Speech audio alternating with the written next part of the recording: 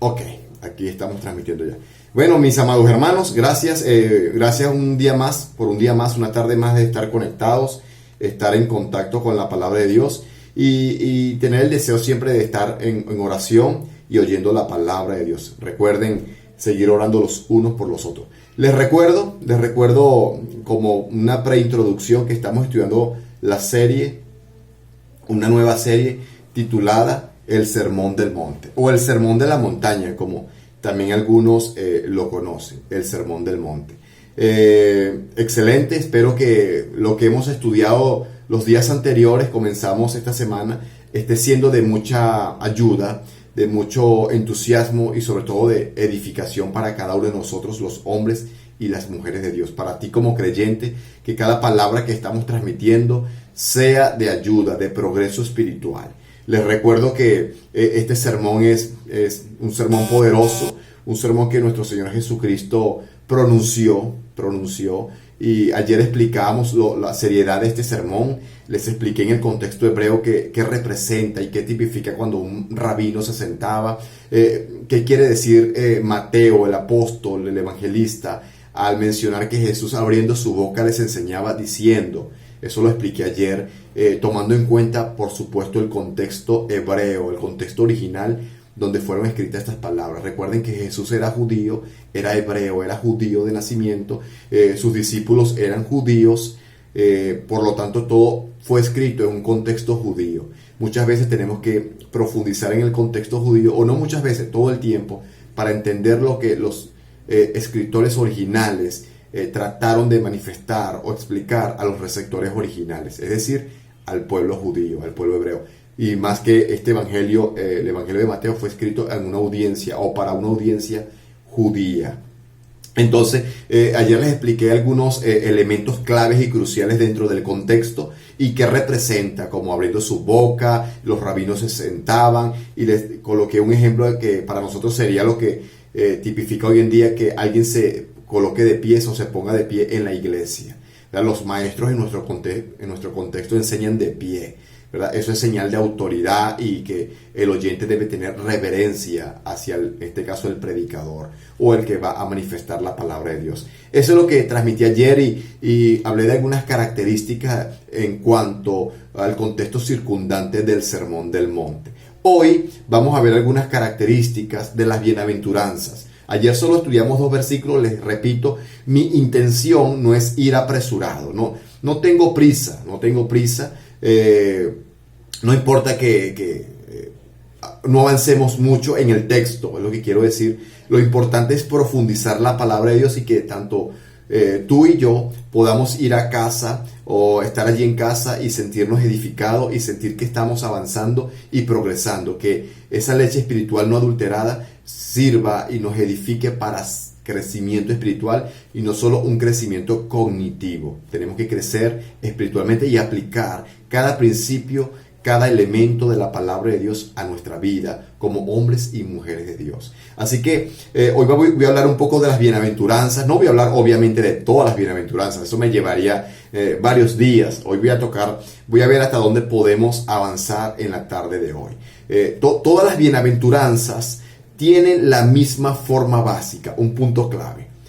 Por ejemplo, bienaventurados los tales, dice Mateo, bienaventurados los tales, porque su situación en el futuro será esto y aquello, ¿verdad? Por ejemplo, bienaventurados los mansos, porque ellos recibirán la tierra por heredad, ¿verdad? Todas las bienaventuranzas, repito, tienen la misma forma básica, ¿verdad? Como el ejemplo que les mencioné, bienaventurado, los tales porque en el futuro o porque su situación en el futuro será esto y aquello.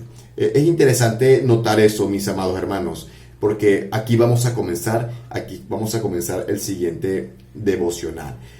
Todas son afirmaciones, otro elemento en las bienaventuranzas es que todas son afirmaciones deliberadamente sorprendentes o chocantes. Algo que tú debes saber y entender. Todas son afirmaciones deliberadamente sorprendentes o chocantes. Ya les voy a poner algunos ejemplos. Algunas son incluso deliberadamente paradójicas. ¿Qué significa eso? Estoy hablando como en términos muy teológicos, pero ya les voy a dar el significado, ¿verdad? O la definición de cada concepto. Los conceptos dan como la vuelta. Son conceptos convencionales llenos de felicidad y sobre todo de espiritualidad para el oyente, para el receptor original. El caso más evidente que quiero mostrarles, o el ejemplo que tengo, es la segunda bienaventuranza, ¿verdad? Recuerda, bienaventurados los que lloran, o felices los que lloran, Macarios. Ayer les expliqué la palabra griega Macario, una felicidad, un gozo que sale desde adentro. Incluso les decía la palabra que usa la King James, la versión original inglesa es inside, desde adentro, desde adentro. No es una felicidad externa, ni está amarrada o tildada por las cosas externas. No. Es algo desde adentro que no puede ser dañada por las situaciones externas o las adversidades en el mundo o en nuestras vidas. Entonces, esta segunda es algo paradójica. ¿Por qué? Porque dice felices o dichosos o bienaventurados los que lloran.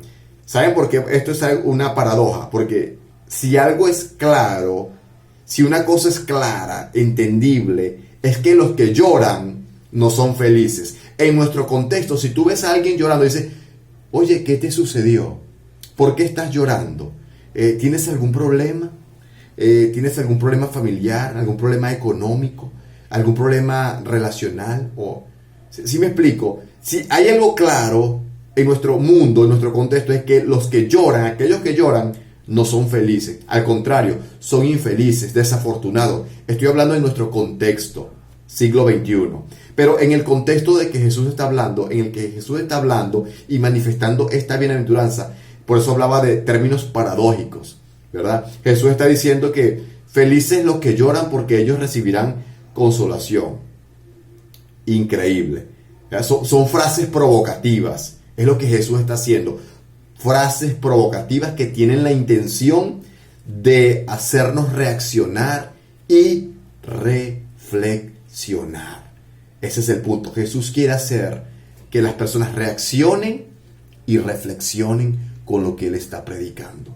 Sí, eso llama la atención. Dichosos los que lloran, como dije. En nuestro contexto no son dichosos los que lloran. Son infelices, tienen problemas. Para Jesús no. En los valores espirituales, Jesús dio una vuelta a los valores. Son valores espirituales. Lo que Jesús quiere es despertar el interés, como dije, la reacción y que el pueblo pueda reflexionar acerca de lo que está oyendo. En este caso, el sermón de la montaña. Por ejemplo, los líderes religiosos de aquel entonces, les hablo de los fariseos, por ejemplo, ellos asociaban la espiritualidad con la justicia personal. Increíble, interesante, ¿verdad? De hecho, la felicidad para ellos no residía en la característica en sí, sino en la esperanza del premio que Dios dará a los que la practican. Pero ellos obviamente no practicaban esto. Entonces los fariseos eran un ejemplo de personas que asociaban la espiritual con la justicia personal, la prosperidad, la importancia social y una actitud crítica hacia los demás. Por eso eran los fariseos. Cristo con este sermón, con esta bienaventuranza, va a colocar lo que llamamos en términos criollos o coloquiales. Cristo va a poner patas arriba su presupuesto espiritual. Jesús los va a desenmascarar en este sermón. Jesús le va a quitar las máscaras a los fariseos y a todos aquellos religiosos que profesan y tienen apariencia de piedad, pero están negando la eficacia de ella, como dijo el apóstol Pablo. Jesús, recuerden, lo mencioné en una de las reflexiones del Sermón del Monte, está desenmascarando a los líderes hipócritas que han usurpado incluso el lugar de Dios. Son la vara de medir. Los fariseos se habían convertido en la vara de medir. Ellos eran los que decían quién estaba bien y quién estaba mal, quién estaba cerca de Dios y quién estaba lejos de Dios. Así que un punto aplicable, todo esto es aplicable, como pueden ver. Estoy usando ejemplos físicos, palpables y textuales que son vividos en nuestro contexto. Muchos hoy en día siguen practicando la conducta farisaica, llamo yo, el espíritu farisaico. Hay algunos hoy en día que se creen los líderes o la vara de medir. Son aquellos que creen que este está mal, este está bien, no te unas a estos porque estos están mal, cuidado con aquellos porque aquellos están mal. solo tienes que hablarles a esto porque ellos están bien, estos son de Dios, estos no son de Dios, esta iglesia es buena, esta iglesia es mala, cuidado con estos líderes, cuidado con aquellos. Esos son los que representan y tipifican en nuestro contexto el espíritu farisaico del siglo XXI. No sé si tú has visto, lo has vivido o has sido presa de esta actitud farisaica en el siglo XXI. Jesús, como dije, va a dejarlos descubiertos. Va a hacerles ver la hipocresía. Por fuera se muestran bellos a los ojos de los hombres, pero por dentro están llenos de huesos de muertos y de toda inmundicia. Limpia, dice Jesús a los fariseos, limpia lo de adentro para que también lo de afuera sea limpio. ¿Cuál es el contexto de Mateo 23?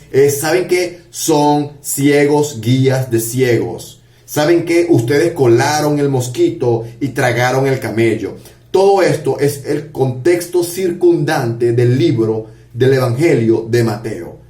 Obviamente del 5 al 7, del capítulo 5 al 7 de Mateo, Jesús en este sermón va a hacer que las personas reaccionen, fariseos, pueblo, reflexionen, puedan verse en el espejo de la honestidad. Aquellos que todavía tienen un grado de honestidad, cuando se vean en ese espejo, van a decir, este hombre ha dicho cosas que nadie ha dicho. Es cierto lo que este hombre está diciendo. Oye, este rabino sabe lo que está predicando. Oye, este Jesús de Nazaret, que algunos lo critican, algunos hablan mal de él, algunos dicen que es echa fuera los demonios por el nombre de Belcebú. Oye, no me parece, este hombre está hablando cosas interesantes, este hombre está confrontando la verdad. Jesús está acabando con la religión hueca y vacía. Ese es el punto. Jesús está derribando la religión hueca y vacía del primer siglo, cuyos autores originales eran los líderes, los fariseos de Jerusalén.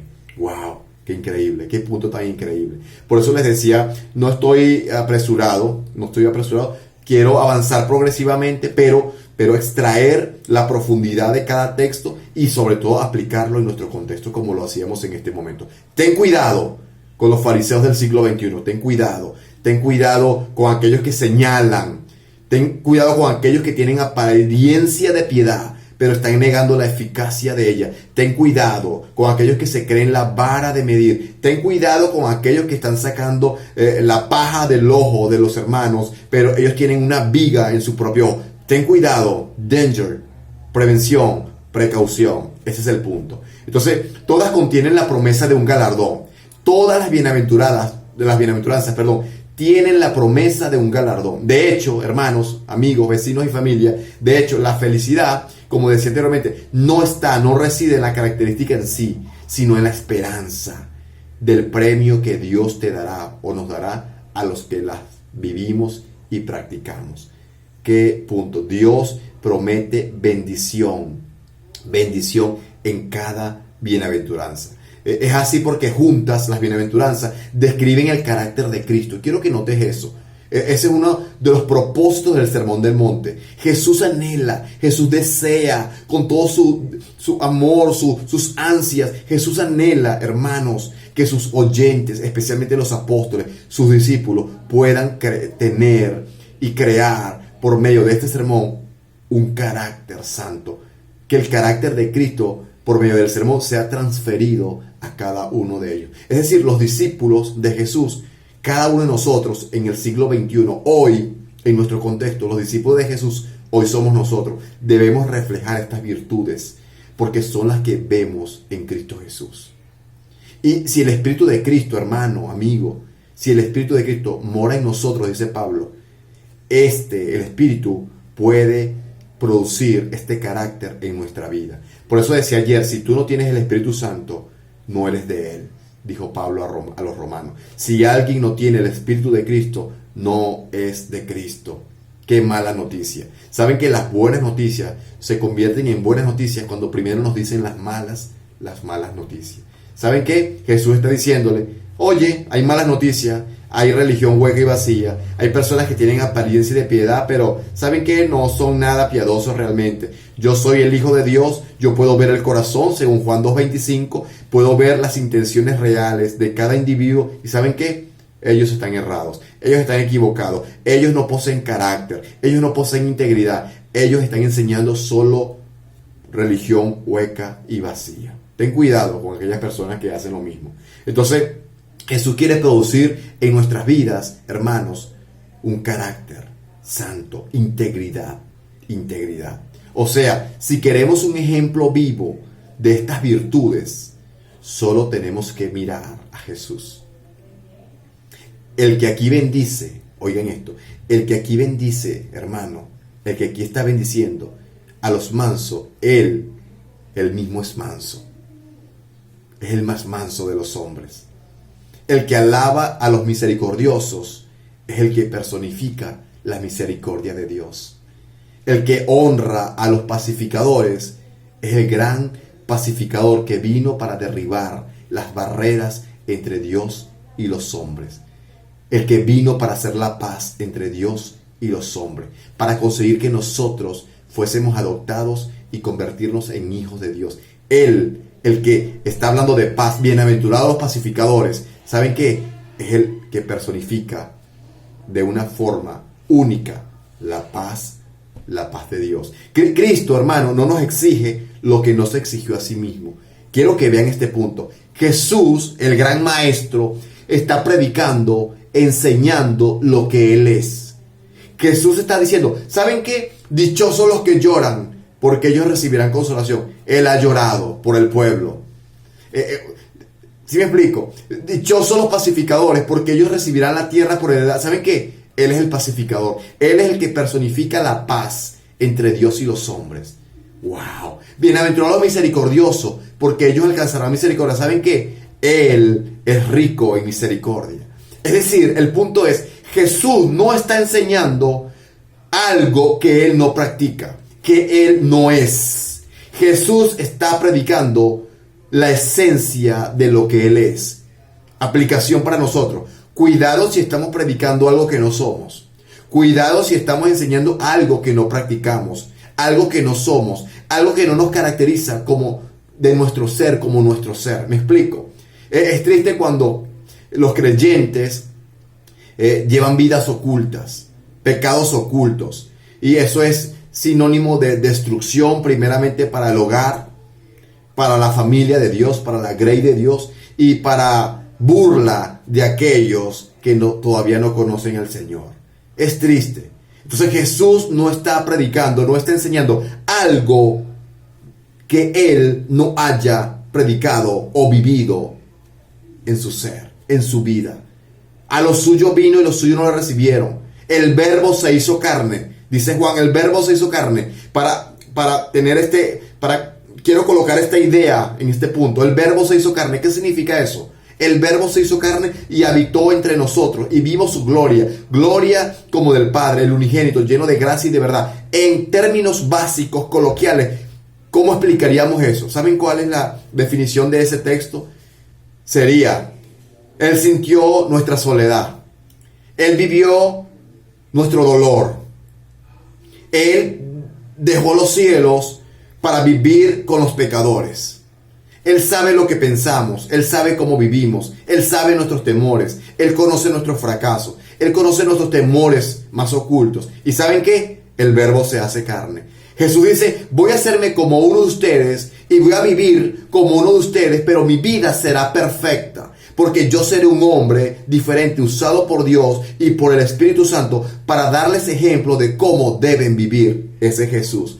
¿Saben qué? El paralelismo que hay en el Sermón del Monte es que Jesús es el maestro, el único, el que agrada a Dios. Los fariseos se creen que son los únicos que agradan a Dios, pero ¿saben qué? Han sido reprobados por Dios. Jesús les va a decir más adelante, ustedes se creen justos delante de los hombres, pero les tengo una mala noticia. Lo que los hombres tienen por justo delante de Dios es abominación. ¡Qué mala noticia! ¡Wow! Wow. A sus discípulos les dice en el 5:20, si vuestra justicia no es mayor que la de los escribas y los fariseos, no entrarán al reino de los cielos. Eso lo vamos a explicar más adelante. ¿Qué es lo que está diciendo implícitamente? ¿Saben qué? Fariseos, hipócritas, su justicia personal, la justicia que ustedes creen que los va a llevar al cielo, ¿saben qué? Los va a llevar al infierno.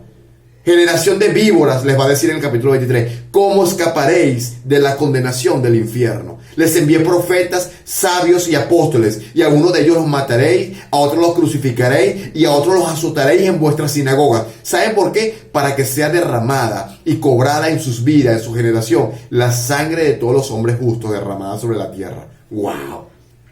El Sermón del Monte es la noticia más mala que los fariseos pudieron oír. ¿Saben qué? Si hubo un fariseo honesto, cuando escuchó esto, tuvo que decir, wow, estamos en bancarrota espiritual.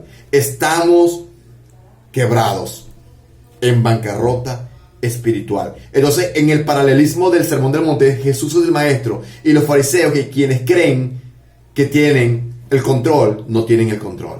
Así pues, hermanos, que al estudiar las bienaventuranzas, lo que quiero transmitir es que vamos a contemplar distintos aspectos del carácter de Cristo, de nuestro Señor, de nuestro Salvador, con el fin, objetivo, propósito de avanzar hacia nuestra meta.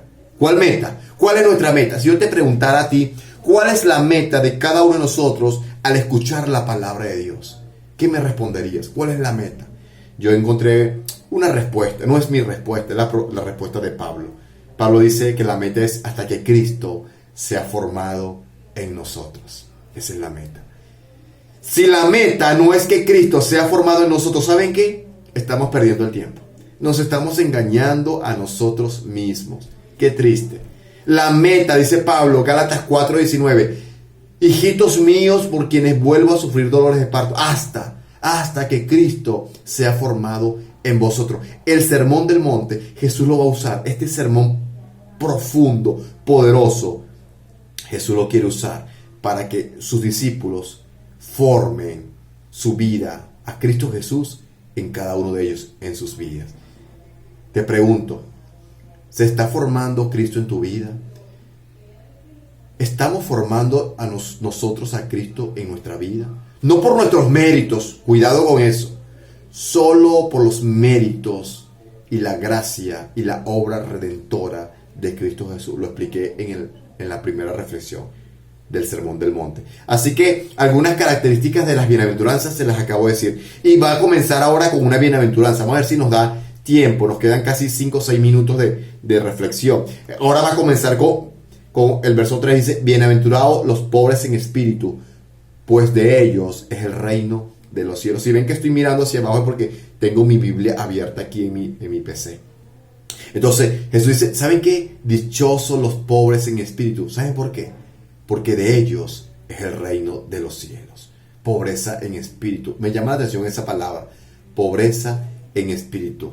Esta es la pura doctrina de Jesús. Jesús va a comenzar con pura doctrina profunda. Yo siempre he oído a tantos predicadores o líderes o ministros hablar de doctrina. Doctrina es esto, doctrina es aquello, cuidado con la doctrina, hay que cuidar la doctrina, cuidado se apartan de la doctrina.